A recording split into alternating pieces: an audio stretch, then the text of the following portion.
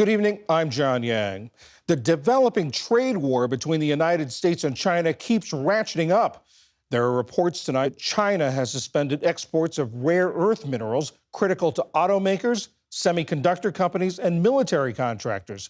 And Commerce Secretary Howard Lutnick said today that the electronics the administration exempted from reciprocal tariffs on Friday could be subject to different levies in the future. Earlier, I spoke with Katrina Northrup, China correspondent for The Washington Post. I asked her about the Chinese reaction to the initial exemption of those electronics. They said that it was a good step. They're still criticizing the tariffs, but it does show a window of opportunity potentially for the two sides to talk. There's still a lot of problems and a lot of kind of barriers to get them together, but that exemption, I think, is going to be seen positively in Beijing. What do the economists and analysts say about the effect on the Chinese economy of a trade war?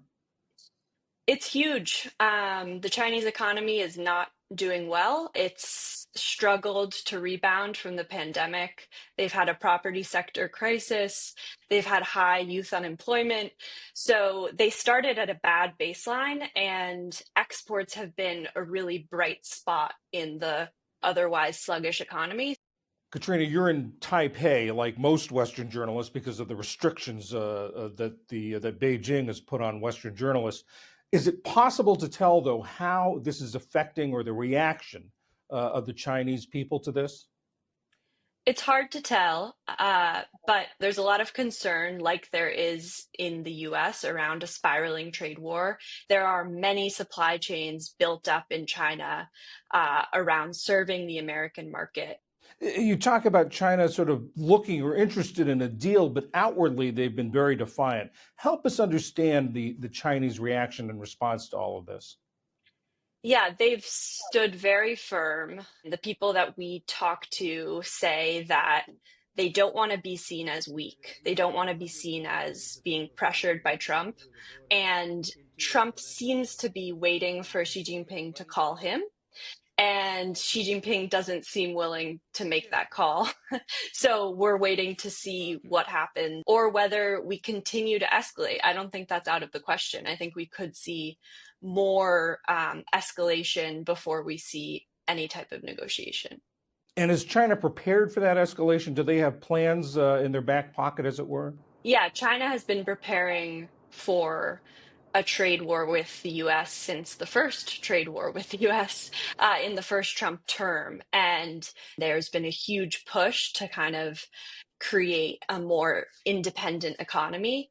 At the same time, they've also developed this whole suite of tools to push back against Washington. So it's not only tariffs that they have in their pocket, they have export controls, which they've increasingly used. They have sanctions. They can go after specific US companies. On Friday, Beijing said that they would not increase tariffs further from the 125% that they are on right now. But that doesn't mean that they won't use these other tools like export controls to go after Washington. What's this doing to the overall relationship between these two countries? Yeah, I think there's a lot of concern around this escalating beyond just a trade war. This could very easily move into a broader spiraling tension over things like Taiwan or South China Sea or other issues. And so economic and trade ties have long been a stabilizing force in the relationship. It's brought the two countries together. It's forced them to talk. And right now, we're closer to economic decoupling than we ever have been. And many people are concerned that the two leaders won't be able to get the relationship back on the right track. Katrina Northrup of The Washington Post, thank you very much. Thank you for having me.